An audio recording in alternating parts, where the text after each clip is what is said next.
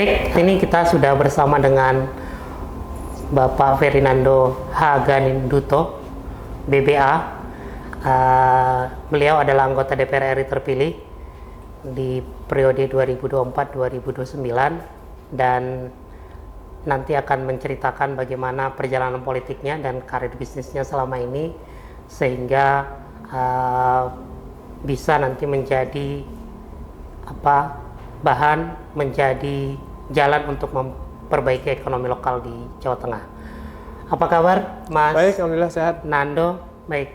Mas Nando, saya agak tertarik ini dengan profiling Mas Nando karena selama ini terkenal di dunia usaha, di dunia bisnis, tapi kemudian memutuskan untuk terjun ke dunia politik. Nah, ini kan memang fenomenanya banyak sekarang pengusaha-pengusaha kita, profesional kita yang masuk ke dunia politik ini menjadi satu hal yang positif, tapi juga mungkin dunia politik kan terkenal keras gitu ya, terkenal dengan biaya besarnya juga.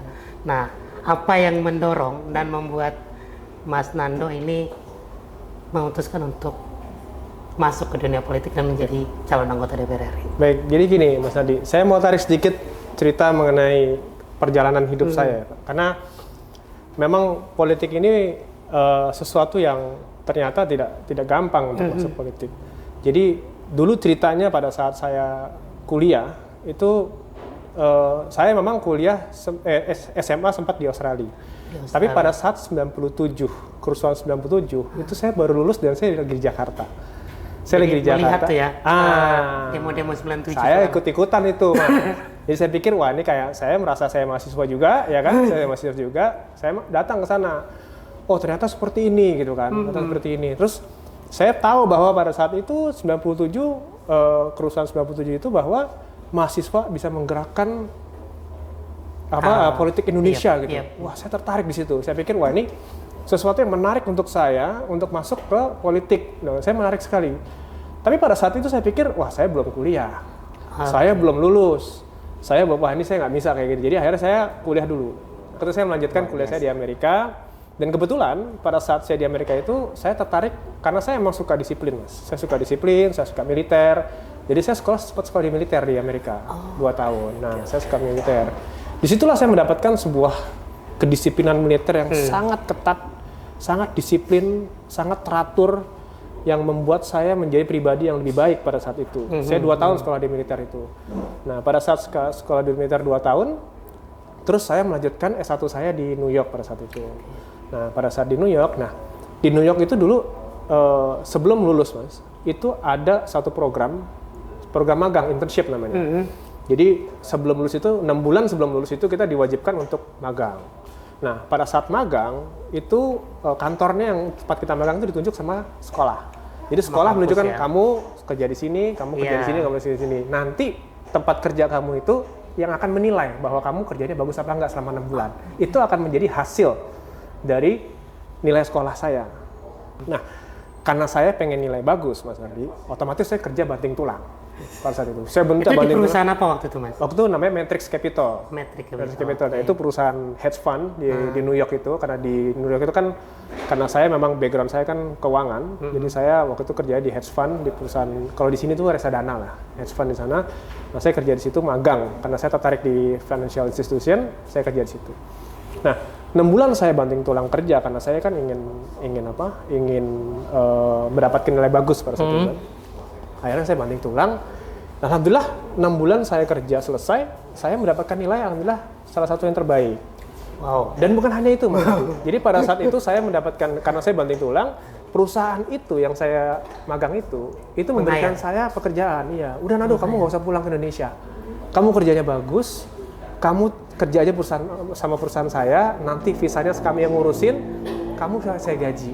Gitu. Wah. Itu orang Indonesia di tengah-tengah orang Amerika. Betul, perusahaan Amerika. Nah, saya pikir kok wah ini luar biasa sekali gitu kan. Saya belum lulus, pada saat itu kan masih belum lulus kan, saya udah dapat pekerjaan. Saya waktu itu saya pikir boleh juga nih saya cari uang kan pada saat itu. Saya nanya sama bos saya, Pak ini berapa gajinya? Loh kan kita cari uang toh, kita kan kerja kan cari uang. Ini berapa gajinya? Oh ya waktu itu Pak, waktu itu tahun 2004 ya. Itu saya ditawarkan gaji $5.000 per bulan. $5.000 per bulan. Itu kalau dikonversi ke rupiah itu, ya kalau 10.000 aja, itu udah 50 juta per bulan. Nah, ini yang tertarik. Ini menarik. Pada saat itu, kalau saya ambil gaji 50 juta per bulan ini, dan saya kerja di perusahaan itu, dan saya udah menikmati uang itu, saya bertahun-tahun kerja, mungkin saya dapat istri juga orang Amerika, saya lupa dengan negara saya, Pak. Kalau misalnya saya melakukan itu, saya akan lupa itu semua. Saya akan lupa 97 saya ingin masuk politik. Saya akan lupa kalau misalnya saya ingin membangun negara saya. Jadi apa yang saya lakukan pada saat itu, saya tolak 50 juta ribu. Saya tolak.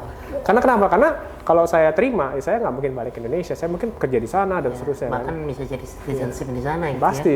Ya, akhirnya saya tolak 50 juta per bulan, gaji 50 juta per bulan itu demi negara saya. Jadi saya bilang sama Pak, mohon maaf, terima kasih atas tawarannya, tapi Pak, saya kesini untuk belajar. Saya di sini untuk menuntut ilmu, karena begitu saya lulus, saya ingin balik ke negara saya ingin bangun negara saya. Itu yang jawaban saya. Sampai Indonesia, saya melamar ke ratusan perusahaan, tidak ada satu perusahaan pun yang menawarkan gaji 50 juta per bulan. Otomatis, karena saya baru lulus kuliah, nggak ada. Tapi ya nggak apa-apa, itu risiko saya. Saya dapatkan gaji yang sangat minim, saya kerja di bank, dan seterusnya. Nah, itu pada saat itu saya memang udah tertarik ke politik. Saya bilang, saya udah lulus nih. Saya pengen masuk politik. Tapi ternyata politik itu nggak murah. Ternyata politik itu dituntut kemapanan. Suatu pribadi yang harus mapan, dan harus punya, udah beres dengan, harus selesai dengan dirinya. Selesai dengan dirinya sendiri. Pada saat itu saya belum selesai, Mas. Saya waktu itu keluarga saya belum ada, saya belum nikah, saya belum punya anak. Gaji belum ada, belum kerja. Saya pikir, wah ini sih nggak mungkin masuk politik sekarang. Jadi akhirnya saya berusaha membina satu keluarga, terus akhirnya saya hampir 25 tahun saya bekerja, menabung dan seterusnya. Nah, inilah saatnya. Saya ingat tahun 97, pada saat itu saya ingin masuk politik. Dengan kemapanan saya sekarang, saya alhamdulillah umur udah 44, udah setengah jalan ini. Masih muda kan?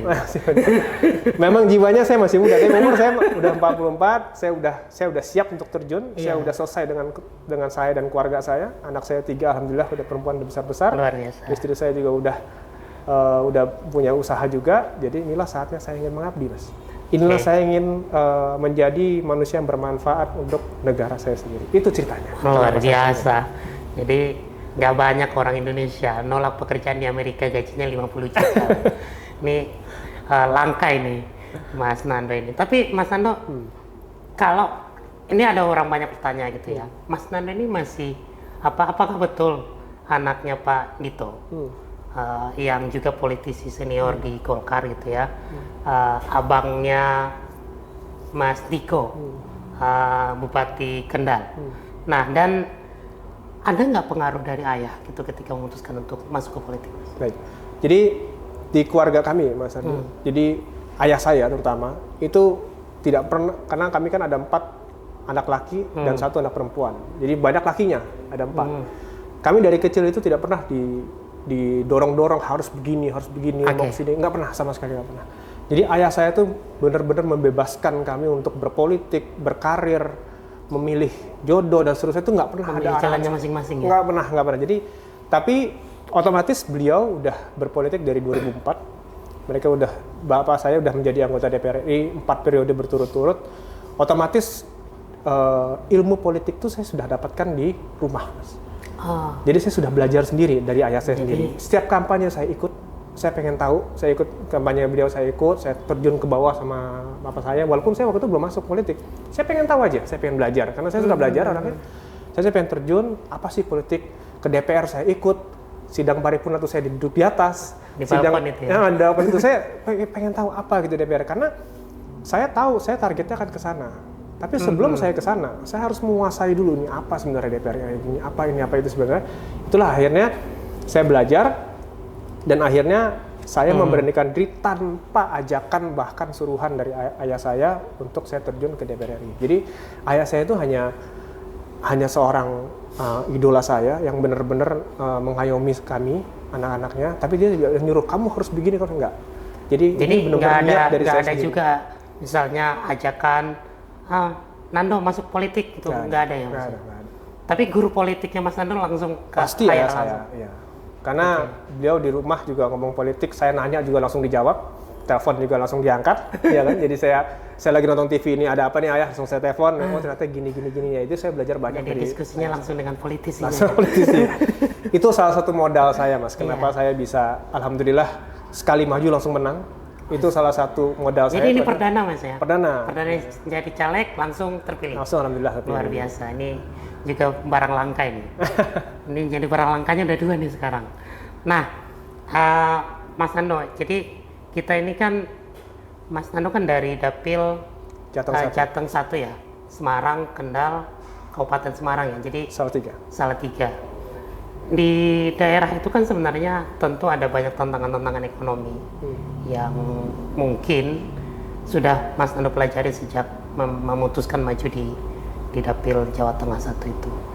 Nah, kira-kira dalam riset yang sudah Mas Nando lakukan, gimana strategi untuk kemudian bisa membangkitkan ekonomi lokal, terutama di dapilnya Mas Nando itu, dengan tadi pengalaman panjang di dunia profesional itu Mas Nando? Jadi memang sebelum saya memberikan efek ekonomi pada saat saya terpilih sebagai anggota DPR RI, itu saya udah 4 tahun saya bangun bisnis di sana sebenarnya. Jadi saya udah punya bisnis di sana. Sudah punya bisnis. Nah, itulah yang membuat akhirnya kenapa saya majunya ke dapil situ.